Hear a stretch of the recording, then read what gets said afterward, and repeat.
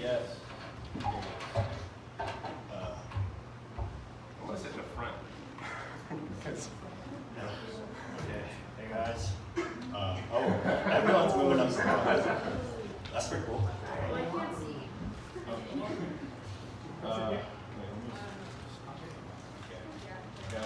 Gotta take out my notes. Sorry guys. I should have been a little bit more prepared. Y'all enjoying the weather so far? Yeah? It's so hot. Dude, it's pretty nice though. Like, it's gonna rain soon. Thank God. No. Okay, I'm ready. What's up, guys? Okay. Yeah, I'm sure. Okay. So starting off, testimony. Y'all, okay.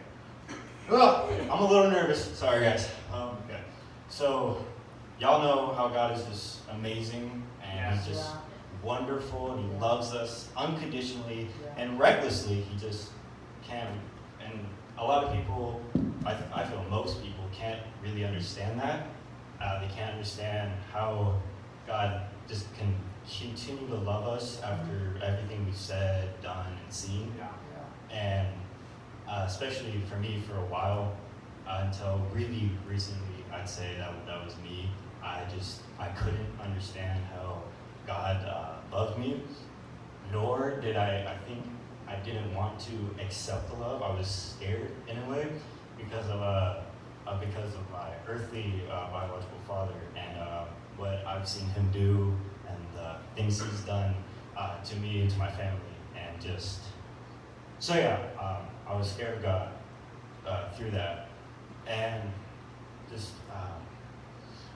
because growing up when I was really little, I was born in not the sanctity of marriage, and for a lot of people, it doesn't work out when you have a kid because it just adds a level of stress when you're not married. I feel like marriage it helps. It helps. It makes like a netting, so when y'all get frustrated, you can bounce back up. But when there is no netting, it just kind of keeps falling and keeps going down the pit. Does that make sense? Yeah. So I wasn't born in the sanctity of marriage, and a lot of fights were happening. My parents were getting upset because they started noticing and nitpicking each other for all the faults that they had, and so they continued this, and it just kept getting worse as the years went on. And when my sister came, it was unsustainable, and they decided to part ways. But that didn't mean I didn't see my father anymore, because my mom knew when a child doesn't know their dad, it leads to bad things, or it could lead to bad things. And so I continued to see him on weekends and stuff, but wasn't the best times. When I was with him, I would see him drink and smoke and just do all sorts of things, anything that he wanted, and I was scared while I was there because, whenever he would, whenever I said something to make him upset, and when he would get upset, he would take it out on me and my sister, and so he would go out and he would break my things or my sister's things and just start punching holes in the wall and yelling at us. And I try and put my sister aside so she wouldn't see, and he would either hit me, throw me around, or send me out of the house for the day. And I just go walk around until I was let back in, and it was whenever he felt like it. Sometimes it would last a few minutes or a day, and I'd have to come back in the morning. But it wasn't fun, and due to that, I slowly it built this fear of kind of father figures. So for a really long time, I've been scared of people and men who have a fatherly role, because I get scared if I said something. Sorry, guys. That or I get sent away or hurt again. So, yeah, so that's been an issue, that fear of mine, for a really long time. And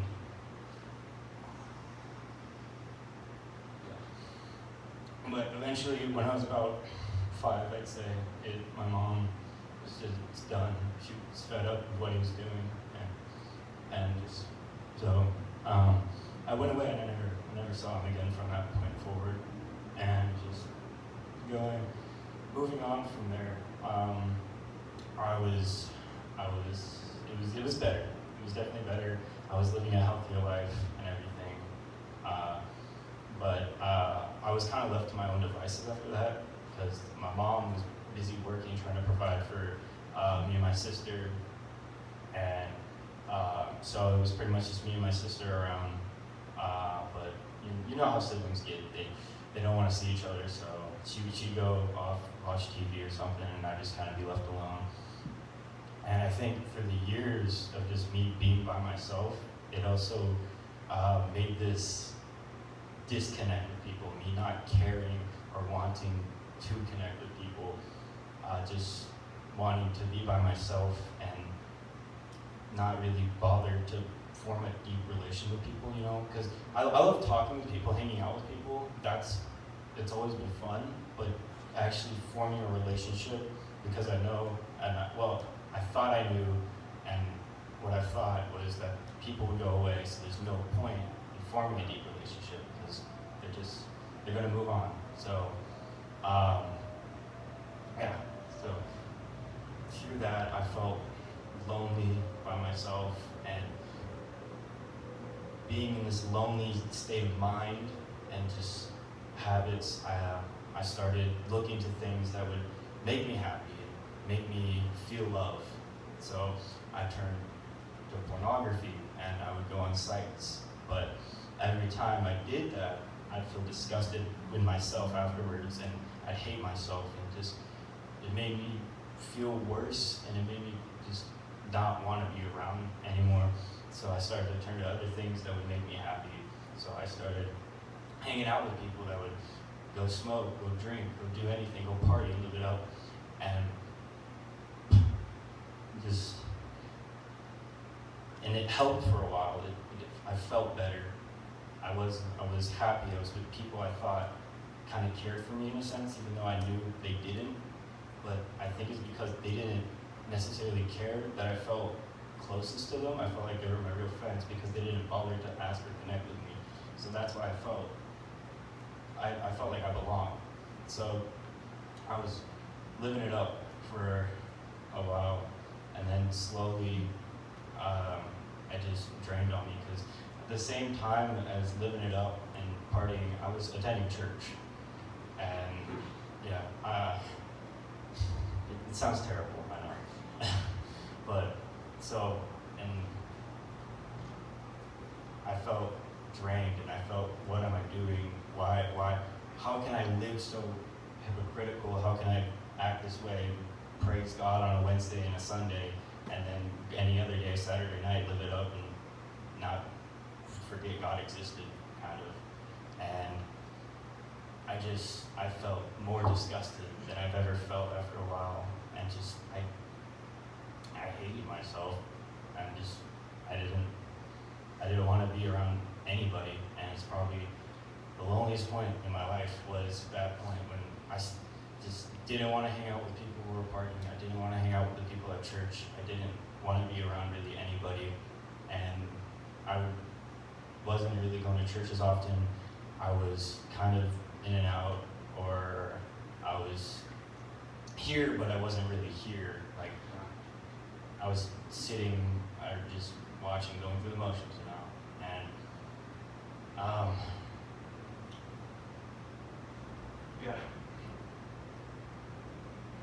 sorry.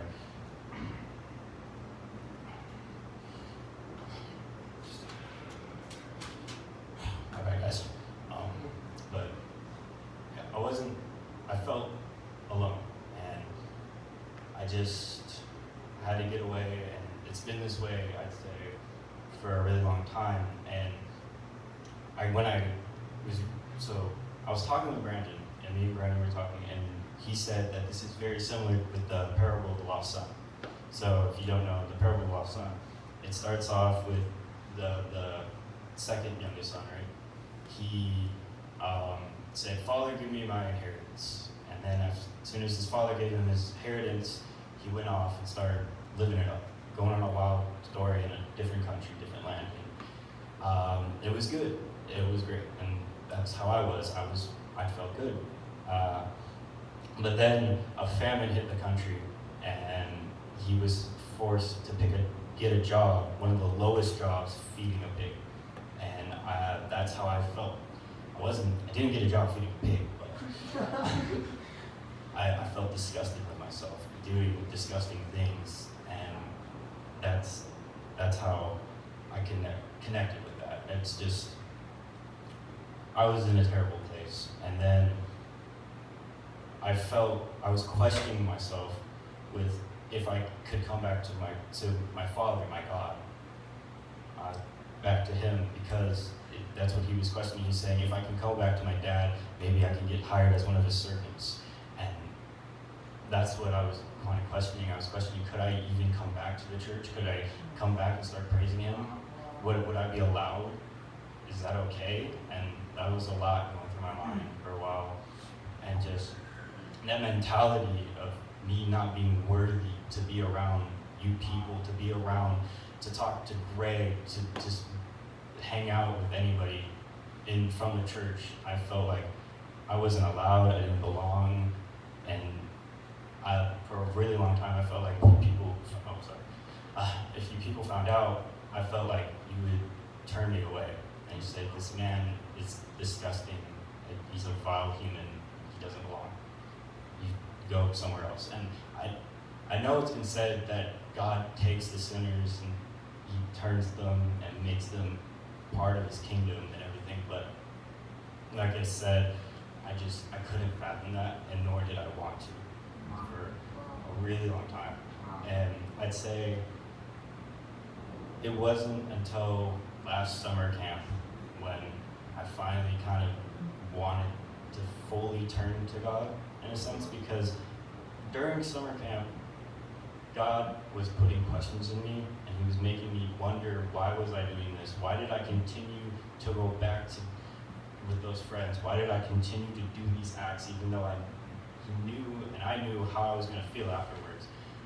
And so He just kept putting these questions, thoughts into my head during summer camp. And while I was there, I was committed to just answering them one by one and not getting too emotionally into it, because I felt like if I was getting too emotionally into it, as soon as I came back from camp, I just would go back. It was the same routine, because every year before that at camp, I get really emotional, I get high on the Lord, and then as soon as I come back, I turn back to getting high off pop.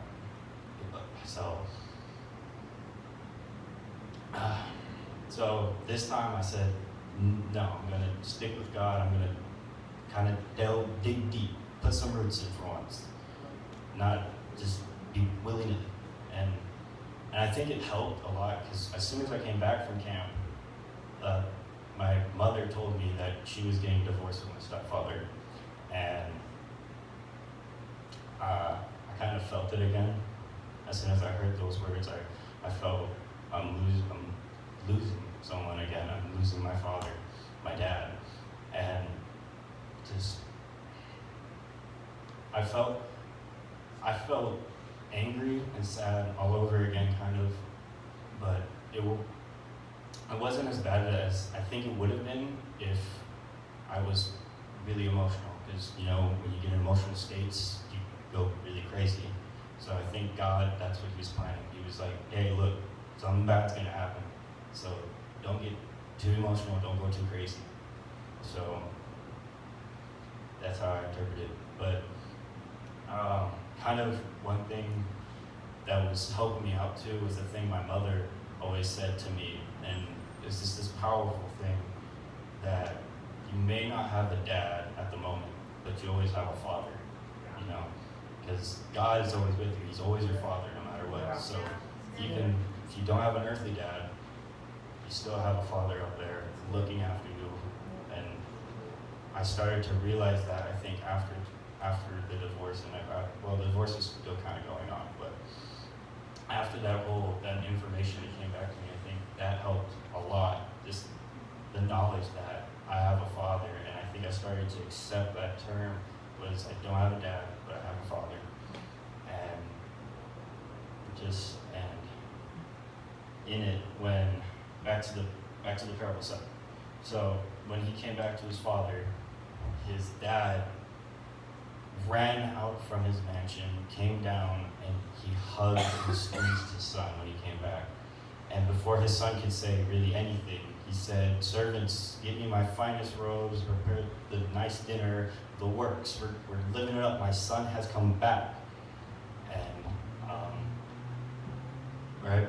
So in it, I'm connecting that with the steps I've been taking to make sure that I don't fall back. I don't fall prey to the drugs, alcohol, to the loneliness and guilt and anger that I felt before.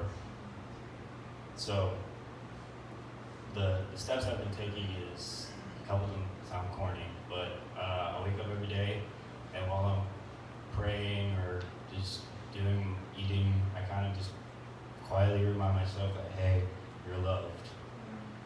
Someone's there for you and everything. So it sounds kind of cheesy. It's helping me out. Might help you out. I don't know. Sorry. But yeah. And then going forward, reading my Bible. I've been getting better at it. Still not amazing. Yeah, human, But so reading my Bible, praying, telling myself and reminding myself I'm loved, and in it, this testimony to open myself out there and kind of be more vulnerable than I've ever been. Because for a while, I've always been very sarcastic, kind of just throw up a dumb joke or say some weird thing and move on. And now I want to be more connected and with people and the people around me, and be more vulnerable, and build those actual lasting, stronger bonds with people. And because I know in the future and going on from this point forward, it's not going to do anything for the people around me, and for myself if I continue to act like this. No matter if I do stop drinking, if I do stop smoking, if I do stop watching pornography, if I stop all these things, I won't necessarily get better unless I start taking steps to be connected with the people around me and take steps to conquer the fear of fatherly figures and just move on.